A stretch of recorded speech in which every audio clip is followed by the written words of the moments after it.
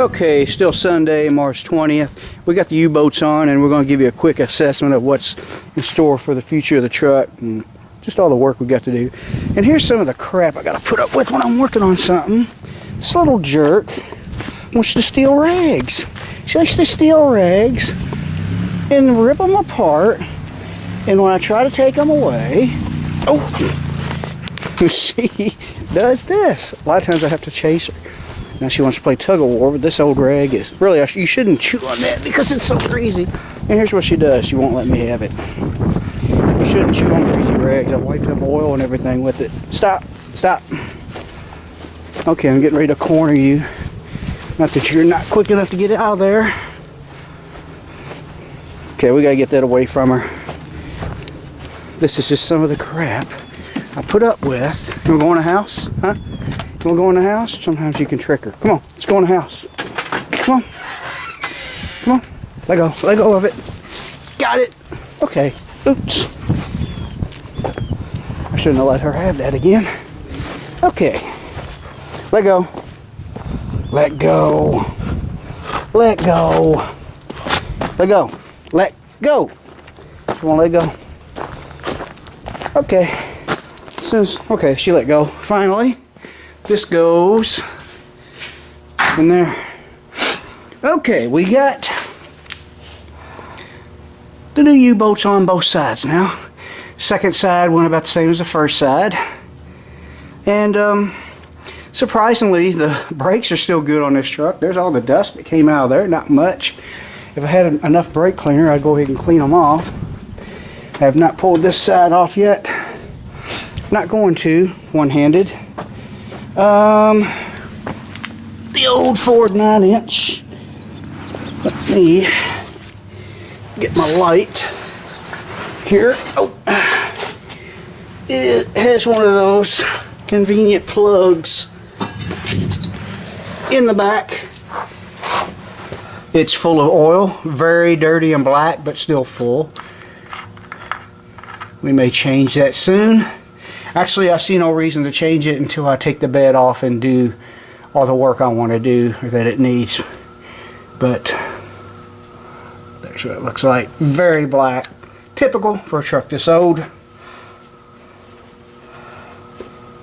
So maybe it is not a low mileage truck. I think I mentioned earlier that even though it looks very bad and neglected underneath, that maybe it was possibly a low mileage truck that got parked in a bad place for a very long time because of the fact that it doesn't seem to be too awful tampered with, and a few signs of that, like the actual mileage on the deed is saying it doesn't have much. You know, yeah, the deed that was on it when I bought it, it was saying 17,000. So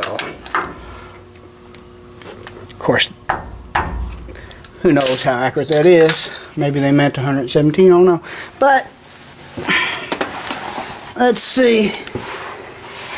I wire brushed all the dirt off of this tag, and if you can see that 3.25, that means it's a 325 gear ratio in the rear.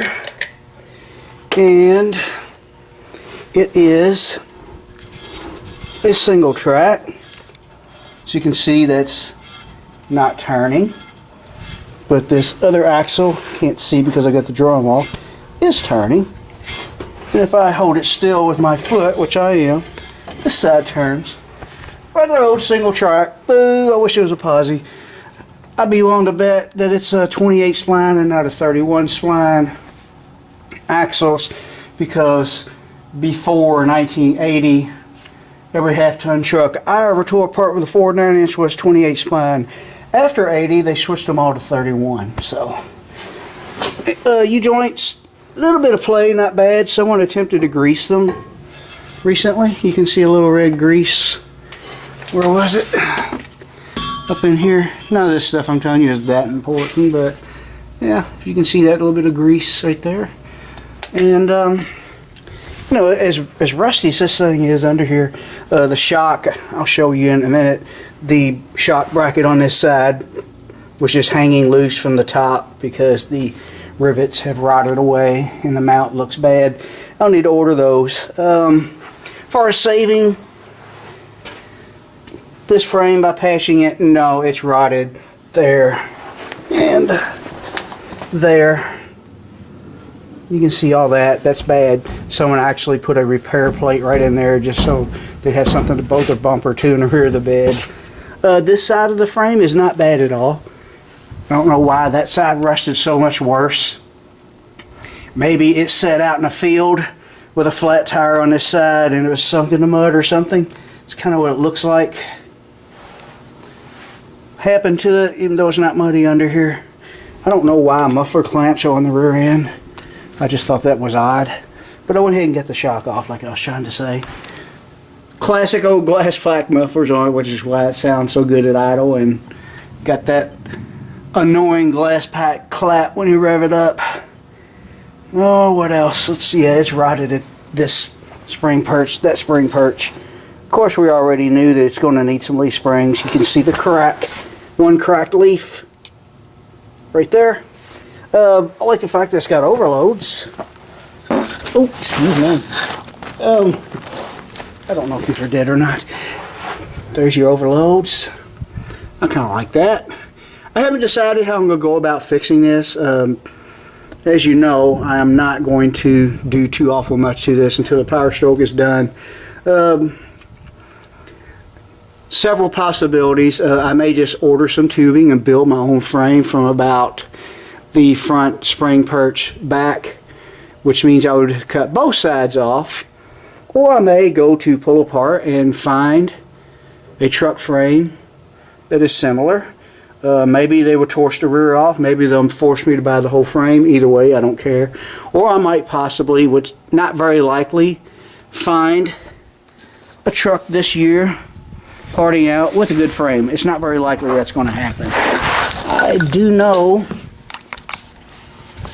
I think 67, up to 67 will work. I don't know how early of a Ford truck has the same frame. I would like to think that like 64 to 67, because 64s look very similar to this. But like I said, the frame is bad. It needs to be fixed, but at least but I will still drive it, you know, for short distances. Just take it down the road just for my own enjoyment. But at least those U-boats are off there. Shock mount, where did I put that? Oh yeah, it's pretty much what it looked like.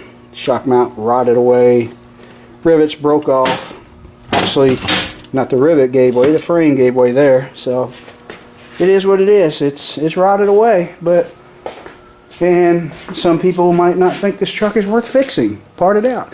I say that it is, because I can do framework. And once you get it all apart and just start redoing everything, you know, it'll start to go together one piece at a time. And let's see, grab my light again. Well, I don't think everything up here is nothing new that I haven't already videoed. Of course, cab mounts are rotted away. There's nothing between the cab and this brace. That brace there, gone. I think you can order those through Dennis Carpenter, but they are prefabricated. They are fabricated. They do a really nice job of fabricating them, but you know, as far as staying original, it won't be original whether you buy parts like it or not. So I may fabricate my own. Cab supports gone, floor gone. Actually, like most trucks, from about here to the middle is good because it stays protected, and when the old engines leak, it keeps everything oiled up and it doesn't rust. You can see someone attempted to fix the floors, and I'm amazed at how rusty this thing is, yet all the emergency brake cables still work. I think I mentioned that in earlier videos, that the emergency brake works fine. The brakes could use a little bit of an adjustment, but I don't know if someone replaced them or what. They don't look very old. So that's pretty much all I can think of. Yeah, someone may have replaced those. And let's see. Yeah, that old rubber brake line. someone had to replace the brake lines. You can see the one disconnected right there. Sorry if this is upside down. You can see someone just cut off the old and run a new line in and spliced it to that. See how rusty the old one is, if you can see on up in the frame. Which when we take the bed off and repair the frame and fix everything else we can see, we'll run brand new stainless steel brake lines on it. And I'm just glad to know, unless I want to upgrade the disc brakes, which I won't, at least right away, I don't have to do a brake job on the back. Fronts I probably will. I'm sure I will. But, okay.